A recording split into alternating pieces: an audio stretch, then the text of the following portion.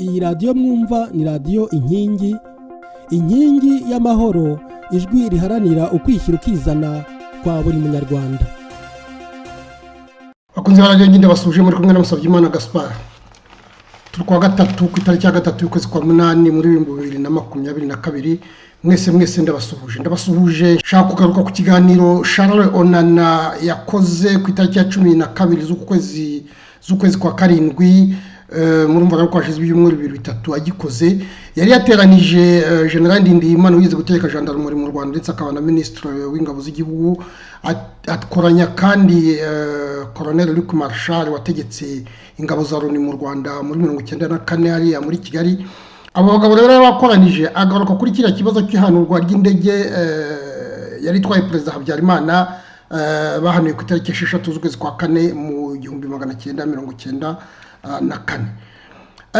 Impamvu mbigarutseho nuko iyo wumvise ikiganiro abo bagabo bakoze usanga ikibazo cy'indege ya Habyarimana kikirimo kiracyahishe amabanga yacyo yose. Impamvu umutibiti muri icyo kiganiro naratangaye kumva Luc Marshal avuga ati ngewe abasirikare banjye 10 bategekwaga na Lieutenant Lota ku itariki 6 z'ukwa kane witwa Kagiraneza Deus yarabajyanye abajyana ahantu ntazi, muzi ko bapfuye abasirikare 10, ariko icyo avugamo nuko avuga ati abo basirikare niyo bategekaga ntabwo nigeze mbahuruye, ntabwo nari nzi yo bagiye. Ati umuntu wabahaye uruhushya kugira ngo bagende ninde Kagiraneza Deus se icyo gihe yego yari muri hariya muri CND aho abakadre ba FPR bari n'ingabo zabo 600 bari bazanye. Kagiraneza Deus yari afite ububasha buhe yabukuye kugira ngo azafata abasirikare 10 ibyo bita peloton n'umugabo bategeka bose abajyane. Yaravuze rero ngo yaregiye kwereka park, ukibaza abasirikare ukuntu bagenda batabwiye umukuru wabo. Ikindi kigaragara nuko Ndindirimana aravuga ati ibyo kandi avuga ngo bayijyanye muri park. Ati ngewe nategekaga gendarmerie, nabajije abasirikare nabajije abagendarme aho bari. Ati twari dufite abagendarme ku rujya muhanda uvuye muri Kigali ukanyura ku murindi kuri 19 ukanyura ku murindi wa Kigali ugakomeza za Nyagasambu ugakomeza za Musha, mbese uwo muhanda wose kugera za Rwamagana kugera i Kayonza. Ndindirimana yavuze ati ahantu hose twari tubafite abagendarme ku mihanda, twagiye dushyiraho ati cyane Kayonza, i Rwamagana, na za Nyagasambu ngaho. Mbese hari abagendarme nibura ahantu abagendarme bari nka 3 cyangwa 4. Ndindirimana yaravuze ati narababajije ati boss nta numwe wigeze avuga ko yabonye iyo modoka irimo imodoka zirimo abazungu 10 bari kumwe na Kagiraneza. Ati nukuvuga rero ko hari ahandi bari bagiye. Ikindi bagaragaje nuko iyo modoka yabo yanyuze hariya hafi y'Imasaka aho bategeye bya bisasu by'abashindiye Habyarimana. Abantu rero bakibaza batese Kagiraneza mama niwe wakoze wajyanye ibyo bisasu uwo munsi wose birirwa bacukura bazabitaba aho bazabirashisha simbizi. Ni kibazo niyo mpamvu nagize ngo nyigaruke mvuga nti bishoboka bite ko Kagiraneza Deus agira ububasha bungana buryo. No kuvuga ko Kagiraneza afite ibanga rikomeye cyane. Kagiraneza rero aba hano mu Bubiligi ariko ngira ngo anyarukira no mu Rwanda kuko murumva nyine ko ari mu ibanga ry'ubutegetsi. Ibyo rero ni ikibazo gikomeye cyane kuko wenda umunsi umwe yazaduhishurira uko byagenze. Ikindi Charles naragaruka muri iki kiganiro nuko avuga ati bishoboka bite ko aba basirikare 10 b'Abafaransa b'Ababiligi bapfuye, Ububiligi bukaba budashaka kumenya impamvu bapfuye nuko bapfuye, hakapfa abagendarme 2 b'Abafaransa bari hari impande ya CND y'inkotanyi zari zicumbitse. Abafaransa nabo bakaba badashaka kumenya uko abo basirikare babo bapfuye, akavuga ati ibyo bintu ni ibiki nuko yari iki abantu bose bagera kuri iyo dossier bakababwa. Iki kiganiro cyabona nawe navuze ni kirimo ibintu byinshi cyane yumva bari bagabo bavuga cyane tugarutse ku Bafaransa muzi ko bo ari bo bakoze ankete kwera ko n'indege yarimo abaderevu bayo yarimo abapilote bayo nabo barapfa ko ari 3. Murumva bateye imbere kuko babijyanye mu bucamanza. Rero dossier ifatwa na Juge Bruguière yari imaze iminsi kuko bayitangiye muri 1998 ku itariki 27 z'ukwezi kwa gatatu 1998 niho anketi bayifunguye, niho bayifunguye cyane cyane bariya badamu b'abaderevu b'indege nibo bari bakamijije, ndetse n'imiryango yindi y'abaguye mu ndege barimo madamu Habyarimana, barimo bariya kwa Dr Kingeneye, barimo kwa ambasaderi Renzaho, mbese murumva barimo abo kwa General Nsabimana. Abo bose bari bakoze rero begereye ubucamanza baravuga ati muturebere ibyo bintu uko bimeze. Iya nketi rero ntacyo yagezeho. Muribuka ko uriya witwa Jean Louis Bruguière yari yagerageje yakoze nkete, noneho nibura we cyakora yari yarashoboye kugira icyo ageraho, kuko yagize ati abantu begereye Kagame ndashaka ko afata abantu 9 aba yakekaga ko ari bo anketi zizafata bijanditse muri ubwo bwicanyi bwo kwica bwo guhanura indege ya Habyarimana. Ariko ubwo ni mu 2006 niho Jean Louis Bruguière yatanze izo manda zo gufata abo bantu. Yavugaga ndetse ko na Perezida Kagame ubundi agomba gufatwa, ariko aravuga ati waracyari perezida, ati reka dufata abangaba. Ariko ntacyo byatanze kubera ko bahise bamushushubikanya bamukuyeho bashyizeho witwa Marc Trevidic, agezeho ugasanga nawe arakora harababwa muri ko yageze akavuga ngo hari ibyo bitaga ngo yagiye kureba aho babirasiye barango bagerageza kubyigana, bagarutse Paris bari muri laboratoire iyo itangwa na enquête balistique. Ntacyo byagezeho, wasangaga ari ibintu bipfurapfuye bidafashe. Nyuma ye rero bashyizeho witwa Jean-Marc Herbeau afatanyije n'umudamu witwa Nathalie Pou. Abo rero baje ari urukiro rurangiza ko baraje baravuga bati twebwe turabona ntacyo twabonye, bakora icyo bita noliyo rero imaze kubaho.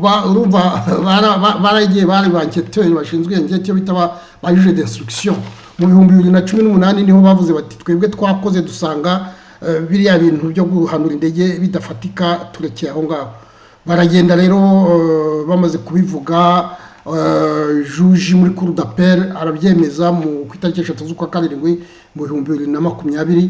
Murumva ariko babandi bari barareze bakomeza kujurira, n'ubundi nabyo barajuriye. Iriya cour d'appel imaze kubyemeza barajuriye, bijya muri cassation rero nayo ejo bundi ivuga ko urubanza utagomba kubaho. Yabyemeje kuri 15 z'ukwa kabiri uyu mwaka, bavuga ko iyo dosiye bayihambye ko nta kintu kirimo. Murumva rero ni dosiye yatangiye muri 1998 igera muri 2022, yari imaze imyaka 24. Baravuga bati turabona nta karimo, wamugane wa mugabo uvuga ngo nta karimo none n'ibindi ngo bazanze nta karimo. Ntabwo ari we wenyine. Muribuka ko n'umujije w'umuspanyol witwa Fernando André Meirelles nawe yigeze gukora iriya dosiye, ndetse we aragenda atanga mandat d'arrêt kugira ngo bafate abasirikare 40 ba FPR. Nawe ariko yamaze kubivuga basa naho bamukubise ku ntoki, ibintu birazimira. Muribuka arega ibintu bya FPR bamuganire ka onana kira kiganiro cyarakise ngo pourquoi est-ce que les Belges pourquoi la France et la Belgique ont peur des crimes de Paul Kagame. Ariko ntabwo ari bo bonyine, kuko nk'uyu André Meirelles nawe yaravuze ati ngewe ntanze impapuro zo gufata abantu 40 bo muri FPR b'abasirikare ba FPR bijanditse muri iriya bwicanyi. Ariko nawe ntacyo byagezeho kubera ko nawe yahise arucararumira. Ibyo nabwiye ni umuntu wese washatse gukora kuri iriya nkete ntabwo byamuhiriye. Muzi ko na Carla Del Ponte yigeze gushyiraho abantu bakora enquête. Carla Del Ponte rero nabo abo banketeur bamuhaye anketi za mbere bakoze, baravuga bati turabona FPR yahanuye indege, ndetse bavuga n'abantu bashobora kuba barayihanuye. Muribuka ko Carla Del Ponte nawe icyo gihe abanyamerika nibo bavuze bati vaho uje gukora ibya Yugoslavie, ibya FPR byihorere. Anketi rero ibyo bitaga enquête spéciale barazijimije, ariko ntabwo byazimye kubera ko muribuka ko kiriya gitabo cya Judy Riva ni bimwe muri ibyo ngibyo yatangaje. Izo za enquête bahambye. Muribuka no witwa Robert Gerson nawe yakoze enquête buri yerekana ubwo bwicanyi n'ibiki, nabwo enquête barabihamba. Murumva rero umuntu ukoze kuri iyo dossier wese ahita babwa intoki akazisubiza inyuma.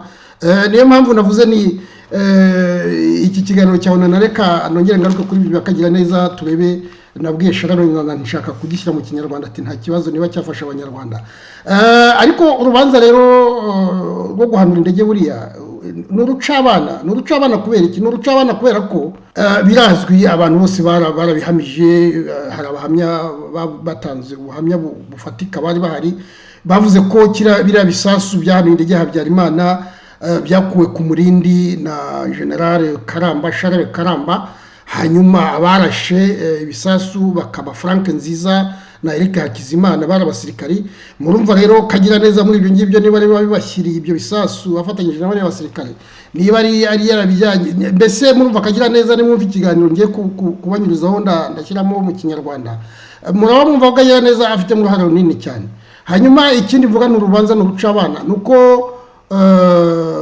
ibisasu byarashe indege muribuka ko batoraguye ibyaduye ibintu by'uruhago byari birimo ibyo bisasu baragiye uriya juge Jean-Louis Bruguière yakoze akazi k'indashyikirwa asanga handitseho ibintu by'Uburusiya yohereza rero muri Burusiya icyo bita komisiyo rogatoire iragenda ibona ko ibyo bisasu byari koko mu bubiko bw'ingabo z'Abarusiya noneho barakurikira basanga ibyo bisasu izo nimero barabigurishije Ubugande biri mu ipaki bari baragurishije Ubugande mu Bugande rero urumva kugira ngo bigere muri FPR ni maramoya kubera ko nubundi bari aba Perezida Kagame batera bari bavuye mu Bugande nukuvuga rero ko ibirazwi nta kuvuga ngo murumva nk'izo iyo komisiyo rogatoire ya juge Jean-Louis Bruguière bayikubye na zero kandi murumva ibisasiyo byaturutse harazwi kuba byarageze i Bugande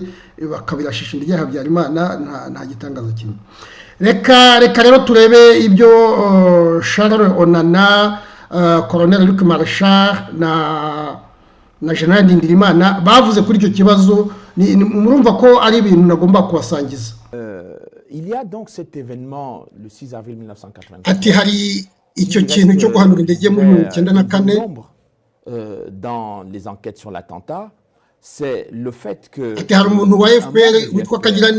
un certain Deus Kagiraneza est venu prendre vos hommes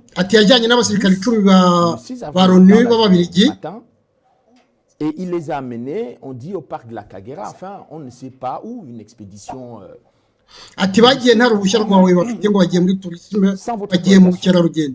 Et le soir, ces gens sont rentrés après l'attentat, ce qui a fait courir la rumeur selon laquelle les Belges auraient été... Qu'est-ce s'est-il passé? Comment est-ce qu'on peut venir prendre vos hommes comme ça, sans votre autorisation? Non, là, pour répondre à votre question, c'est non. Il y avait des procédures écrites qui existaient, et ce cas de figure, pour cette escorte-là, j'étais le seul à pouvoir donner l'autorisation. On sortait du rayon d'action des radios, et donc, à un moment, les escortes. Et là, je m'étais réservé, à moi seul, c'est le cas de le dire, l'autorisation d'accorder ou de refuser ce genre de mission. Mais je voudrais quand même dire que M. Kagiraneza, ce n'était pas un sous-fifre. Hein. Il était désigné pour être parlementaire de transition. Donc, c'est déjà pas... Et en plus de ça, il a été préfet de Ruhengeri après la prise de pouvoir du FPR. Donc c'était au sein du Front patriotique rwandais, quelqu'un qui apparemment avait un certain poids. Alors au-delà du fait que les procédures n'ont pas été respectées, je voudrais faire apparaître que M. Deus Kagiraneza, quand il a donné des explications sur la manière dont il s'était débrouillé pour organiser cette escorte, cette mission, il a prétendu qu'il connaissait très bien le lieutenant Lotin, ce qui est important. Quelques jours auparavant, à Kigali, Et donc Aguirre-Neza ne savait pas connaître l'OTAN. Parce qu'avant, c'était un autre peloton qui assurait ce genre de mission. Et ce peloton était rentré. Et le lieutenant Lotin et ses hommes sont arrivés dans l'avant-dernier aravuga ati Lotin yaje asimbura abandi aza ukwezi kwa gatatu kurangira ati nta kuntu yari kuba aziranye na Kagiraneza. Comme il le prétend le lieutenant Lotin. Alors il y a quand même un point qui est un sérieux point d'interrogation, c'est le fait que ati harimo ikibazo gikomeye cyane ati kuko ibyo bari bavuze qui a été officiellement donné après cette mission, ati bari bavuze ko bajya muri parike y'ibirunga, visite au parc des Virunga, ati hanyuma y'inyuma ngo bajya muri parike y'Akagera, au parc de la Kagera, ce qui n'est pas du tout la même chose.